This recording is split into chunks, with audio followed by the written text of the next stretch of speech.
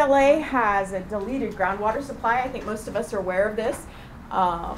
We have, you can kind of see the, but you can see we've got over the last 50 years the change in how we're getting our water, right? So we used to have 80% on hand, now we're down to 9% on hand. We've got a major crisis in terms of our water, which is of course an issue from every perspective, including our urban forests. So right now we're looking at 88% of our water is imported to LA. Part of it's coming from Denver. And so this is a major problem when we're talking about the urban forest, because part of what happens when I go out to talk to people about this project is they say to me, well, how can you justify using water to grow vegetation when we're being told to take our lawns out? You know, so you've got this interesting conundrum in the eyes of the public between we're being told to cut back on watering our grass, but now you're telling us that we need to plant more vegetation. And of course for the public, they don't get the difference between grass and trees, right? To them, it's all part of the same thing. But you can, so this is where we get most of our water in California, most of our in-state water, Owens Lake and Mono Lake, and you can kind of see what they look like right now. And I think it's Mono Lake is the single biggest source of airborne dust in the state. So, you know, we've got a major problem happening in terms of the water. This is an image that we developed that speaks to what the problem is. In rural areas, we've got this massive amount of infiltration and a massive amount of evapotranspiration and very little runoff. And as we work our way up to more urban areas, we increase the runoff and we reduce the evapotranspiration and we reduce the deep infiltration. And when I talk to people about the problem, I talk about it as the stormwater push-ups. So, you know, it's the whole issue of what's harder to do, to put your hands above your head, to put your hands out in front of you, or to touch your toes. You know, so it's like, okay, the hardest thing is to touch your toes, and that's what we're trying to accomplish when we talk about water here in Los Angeles. We're trying to get the water to infiltrate. That's the number one goal. The second goal is evapotranspiration. That's the second hardest thing to do, is to manage our urban forest and our other vegetation so we get evapotranspiration. The easiest thing to do is just to sit with your hands out and type on your computer, and this is our runoff, right? So runoff is the easiest thing to do. So the problem is what we're trying to accomplish is the hardest thing, and what we are accomplishing is the easiest thing. So we're trying to change our patterns from this to this and this. So that's short form what my goal is in terms of the project. And of course, a big part of it is just this kind of mindset that we have, that flooding is an issue in Los Angeles, and so we're trying to get the water as quickly as we can from the surface of the land into a pipe, right? That's our goal. That's been our goal since 1918 or 17 or something like that. We got into this mindset of flooding is bad, and the way to solve flooding is to put the water in a pipe and get it away. And this is a very, very problematic attitude. Okay, so here's what we're doing. So grass, Green Waters to Rivers Arterial Stormwater System is what we're developing. And it's a tool to help designers better manage stormwater at a large scale. But what it does, instead of just being focused on a kind of more traditional engineering approach to solving these problems, is it integrates social, ecological, and environmental benefits as well. So what it does is it targets areas that have part poverty, where we've got issues around active transportation in school, where we've got senior citizens, where we've got disadvantaged communities. So it targets those areas and says we especially want to increase the availability of canopy cover and urban forest benefits in these areas where people are disadvantaged or particularly vulnerable for whatever reason. So it overlays this kind of social consideration on top of the environmental issues. So the objectives include stormwater management objectives. We try and maximize the use of available space that we have in Los Angeles. One of our problems in terms of solving these types of issues in LA is that we just don't have that much available land. We're largely built out. And so how do we integrate green infrastructure facilities and benefits into a city that doesn't have available space? And so a big part of what we did is we said we want to identify spaces that we don't normally look at. Excess road right-of-ways, partnerships with schools, metro line corridors, all of these spaces where there's land there that we're not using very effectively. Social cultural benefits, especially targeted at disadvantaged communities, communities that don't have very much park space, communities where kids have to walk to school without any shade, things like that. And then, of course, the environmental benefits. Urban heat island effect, especially, is a big focus. soil remediation, water infiltration, flooding, water temperature. So what do? So these are kind of the principles behind what the GRASS system does. The first thing is linking the green infrastructure together into a system.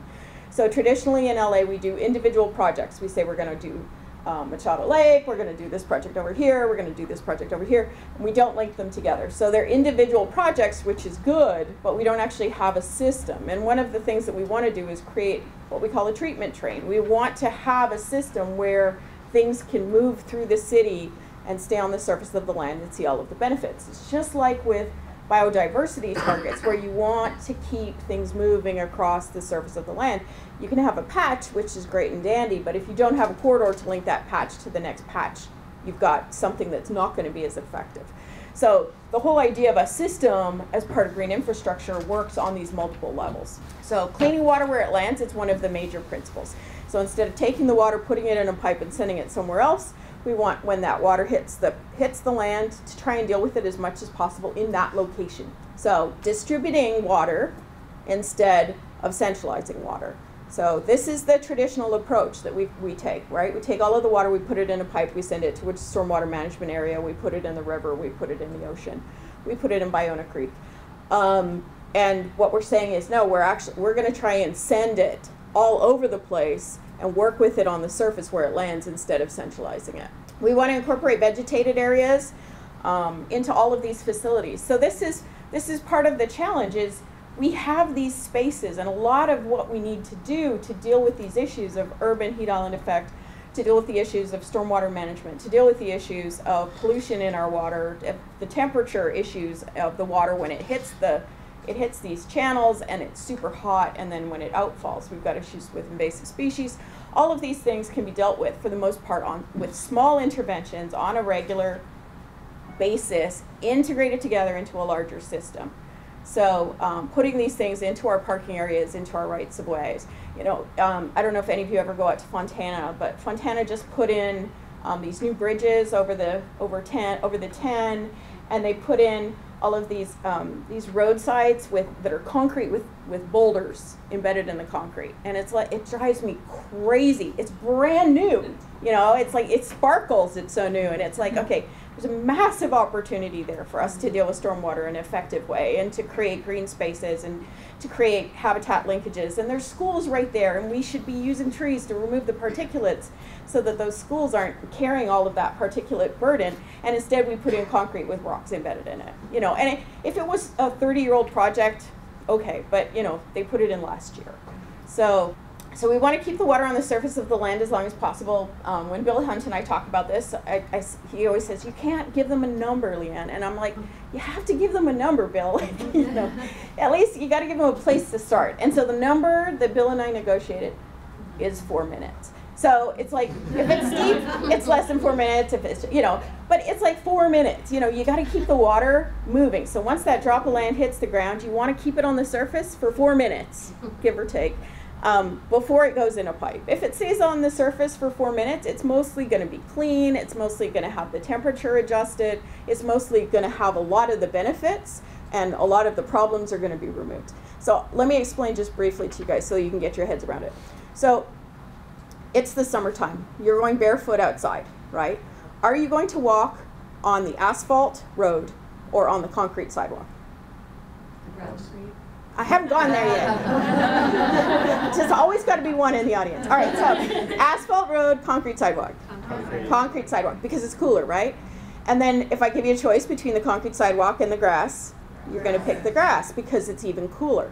So what happens with the rain is, when the rain falls and we have all of this rain that hits asphalt surfaces and hits roof surfaces, that water temperature skyrockets on that rain. And if we take that rain and we direct it straight to a pipe, which is a beautiful concrete open space in the middle of a nicely insulated gravel bed, right? It maintains that heat. And then it shoots all the way down and it hits the ocean, and where it outfalls, the temperature of the water rises up, and that's when we get invasive species, right? So part of what we wanted is grossly simplified, but you know, so part of what we're trying to do, so we've got these issues. We've got flooding, we've got water quality with pollutants, but we've also got temperature issues. So if you can keep the water on the surface of the land, then it can allow that temperature to adjust, right? So it's going to allow the temperature to rise or to fall depending on what it needs to do, so that it's not such an extreme temperature burden.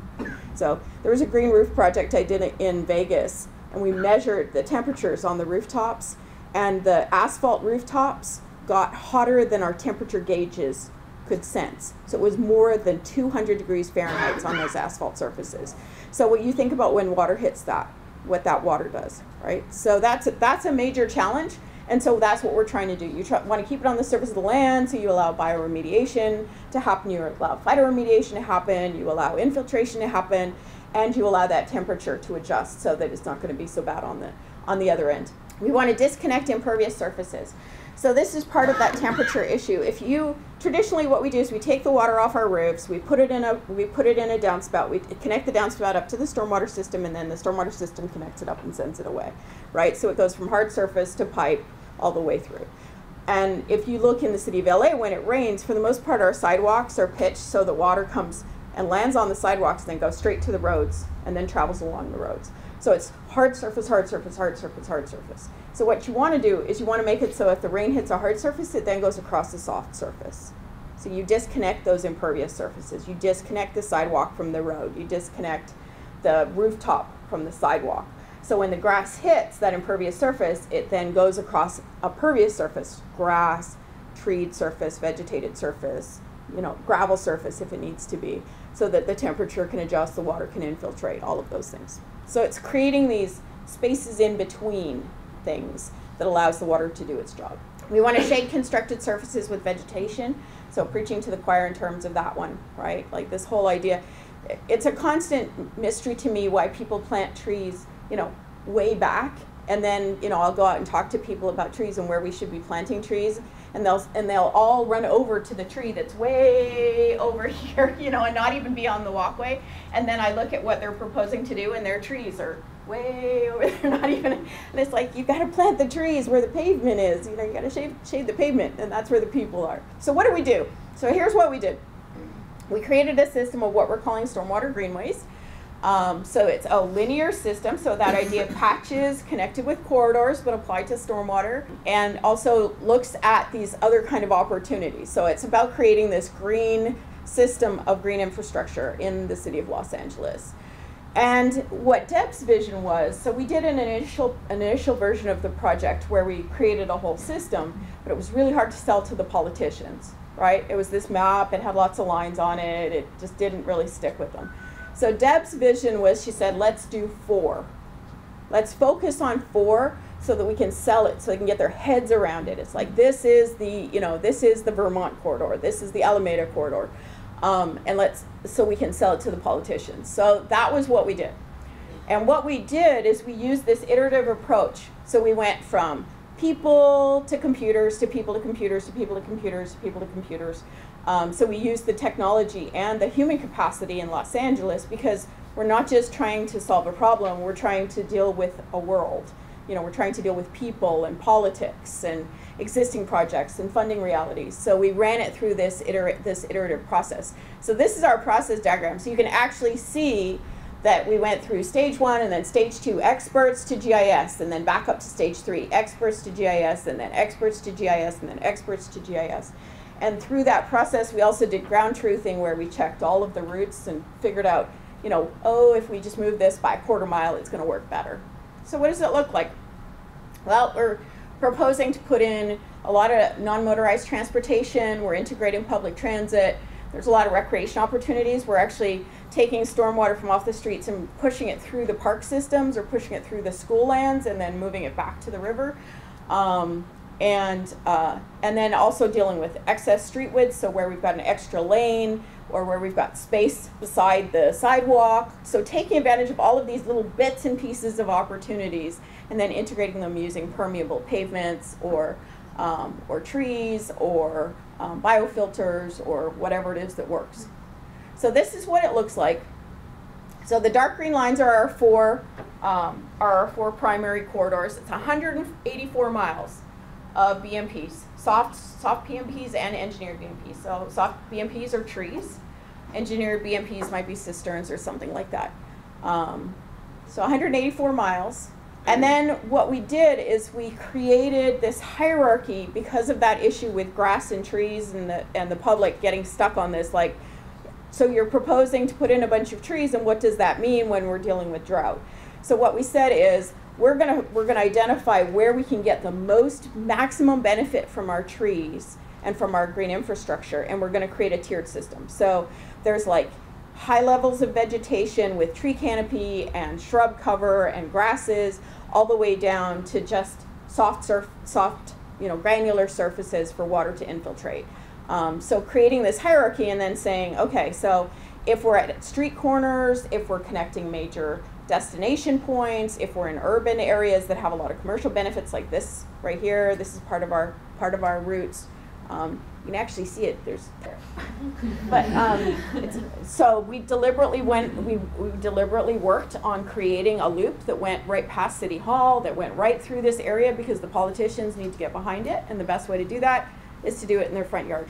So we identified kind of this idea of corners and mid-blocks and then areas with park poverty and areas with disadvantaged communities.